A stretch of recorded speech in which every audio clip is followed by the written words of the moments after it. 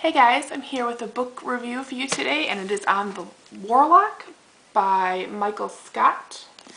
And it is the fifth book in the Secret of the Immortal Nicholas Flamel series. The first four were The Alchemist, the Magician, the Sorceress, and the Necromancer. And the basic story of the whole series is there are these two twins, Sophie and Josh, and they were just living a normal life. They both had jobs. One worked at a coffee shop, one worked at a bookstore, like across the street from each other. And they really liked their respective bosses. But then one day, some guy comes in and stuff goes down at the bookstore and it gets destroyed. And they find out that they were working for Nicholas and Pernell Flamel, you know, the famous alchemist. And that there are these bad guys, mainly John Dee, who is after these twins, or after Flamel in this book he has. And so they end up on this big adventure trying to basically save the world.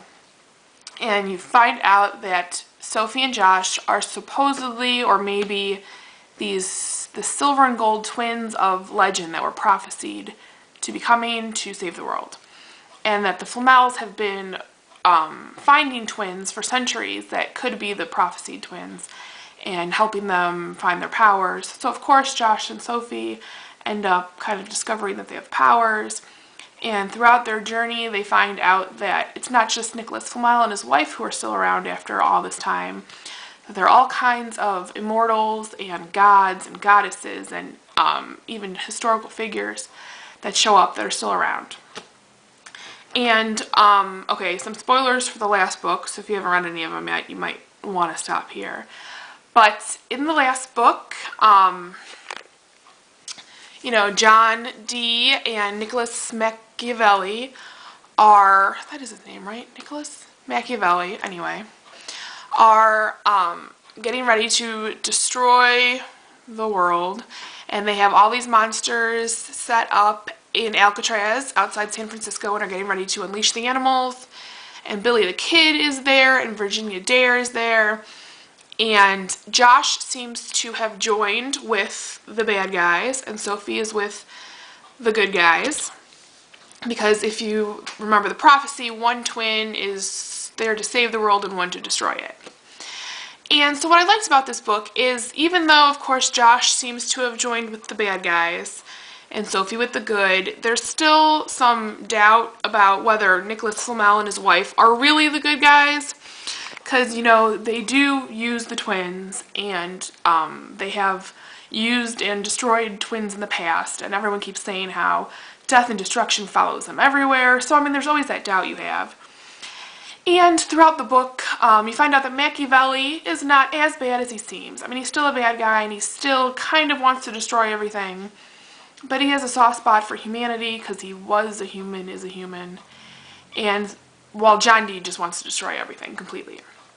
And so you don't know, I mean, so while it seems clear that Josh is the twin to destroy the world and Sophie's the one to save it, that might not be true. I don't know if that's true. You don't find out in this book, but it always leaves you with that doubt that maybe things aren't what they seem, and it's not so clear-cut and predictable.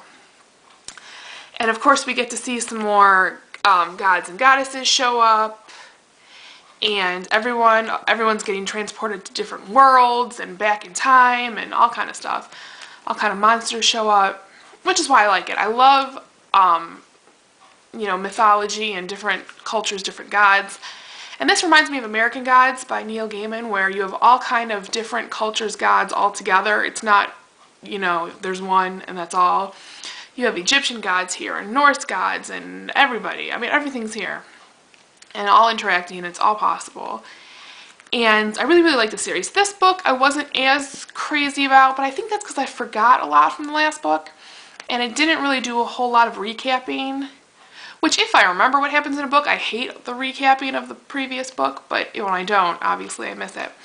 So I was a little lost for parts, but I mean, you catch on, and I mean, there's nothing really big missing. You know what's happening.